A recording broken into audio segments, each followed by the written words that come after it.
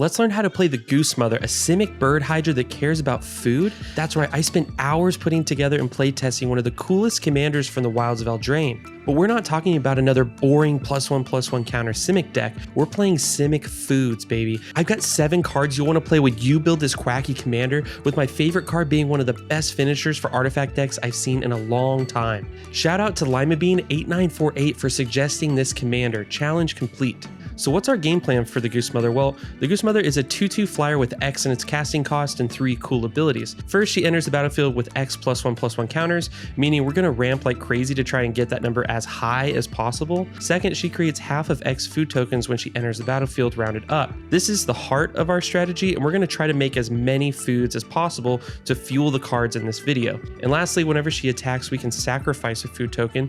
If we do, we get to draw a card. This ability is the cherry on top to keep our hand full and put our extra food tokens to use. So food tokens, these artifacts are everywhere now thanks to the Wilds of Eldraine and Lord of the Rings sets, and my god are they freaking cool.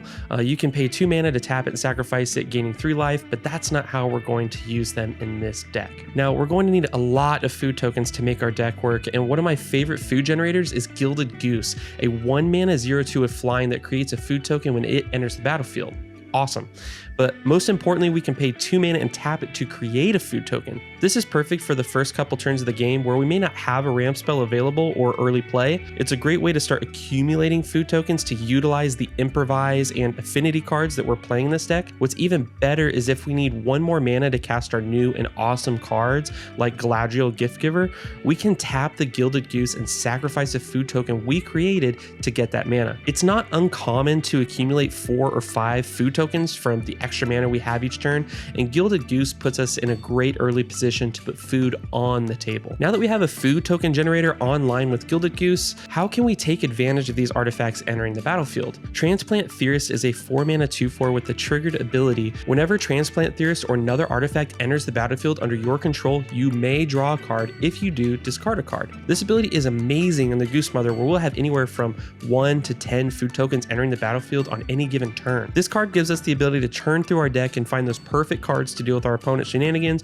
or find our own win cons. Imagine having Gilded Goose, Tireless Provisioner, and Transplant Theorist in play. You drop a land, triggering Tireless Provisioner, and create a food token. This triggers Transplant Theorist and you draw a card, then discard a card. Then you tap Gilded Goose to create another food token, drawing you another card from Transplant Theorist. Welcome to Value Town, baby. This incremental card draw is often overlooked, but man, it lets you stack your hand and really be proactive against the board. Now that we have our card draw engine online, how can we leverage these food tokens some more? Elanor Gardner is a 4 mana 2/4 that enters the battlefield with a food token.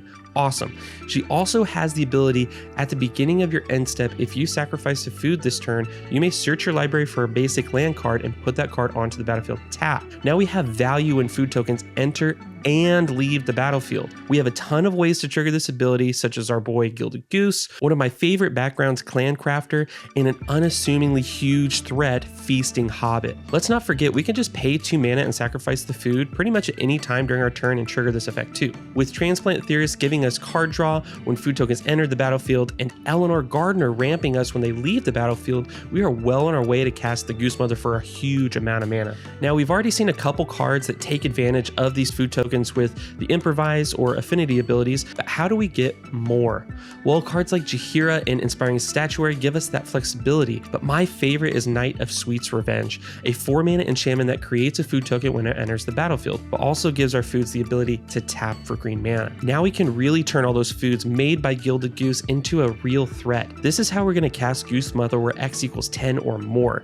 It's not uncommon to accumulate 10 plus food tokens in play at a time, especially with cards like Tireless Provisioner and Panharmonicon. Turning our food into mana rocks is how we're going to commander damage our opponents out of the game and take control of the skies with the Goose Mother. The reason I like Knight of Sweet's Revenge over Jaheira or Inspiring Statuary is its second ability to pay 7 mana, sacrifice it, and give creatures we control +X till end of turn, where X is the number of foods we control. Like I said earlier, it's not uncommon to have 10 plus foods in play at a time. Can you imagine a 21/21 Goose Mother, or pumping up a Feasting Troll King or Shimmer Dragon? This card just does so much. It gives us food when we play it, it turns our foods into mana rocks, then we can use the mana made from those foods to pump our board and potentially end the game. This card just does everything the Goose Mother wants really and fires up our game plan. So now that we have a giant Goose Mother in play, how do we protect her? Sure, we're running Lightning Greaves and Heroic Intervention, but my favorite way to prevent us from paying commander tax and continuing to get value out of the Goose Mother is Crystal Shard. This 3-mana artifact has the ability to pay 1 blue mana and return target creature to its owner's hand unless they pay 1. Of course, you can also pay 3 mana to potentially bounce an opponent's problematic creature, but that's not the purpose of this card in this deck. If our board is set up with a ton of food tokens in play as well as Knight of Sweet's Revenge and Crystal Shard, we can continue to tap 1 mana,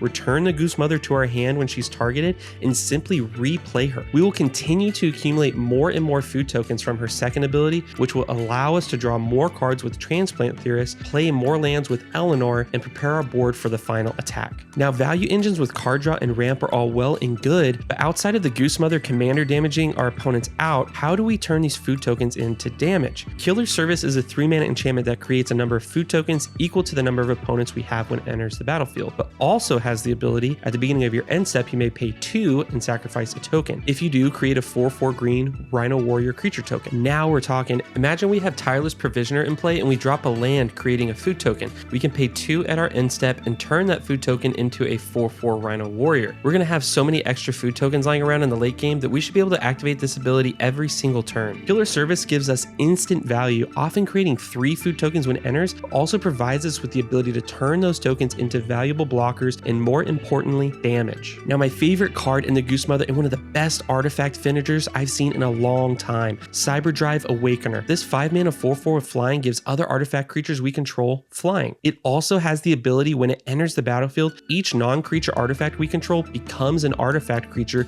with base power and toughness 4/4 until end of turn. Now, all those food tokens we've created throughout the game with Gilded Goose, Tireless Provisioner, and the Goose Mother are all 4/4 flying threats. Imagine having a 21/21 Goose Mother in play alongside 20 food tokens. Now we have 20 4/4 flyers, a 21/21 Goose Mother, and a small force of 4/4 Rhino Warriors, and maybe even a massive Feasting Hobbit to finish our opponents off. Cyberdrive Awakener gives us an instant and overpowering board presence, and since it's an ETB effect, we can use Crystal Shard to bounce and replay it each turn if we want. This card gives us that unpredictable finish power that I just love, and the idea of killing people with a flying pig, burger, or sundae is just so awesome. I can't help but get excited when I see this card. Thanks again, LimaBean8948 for this video suggestion, and if you want me to do a Commander Spotlight for you, be sure to like this video, be subscribed to the channel, and leave a comment with your suggestion. To watch more Commander Spotlights, click here. Until the next time, this is the Commander signing off.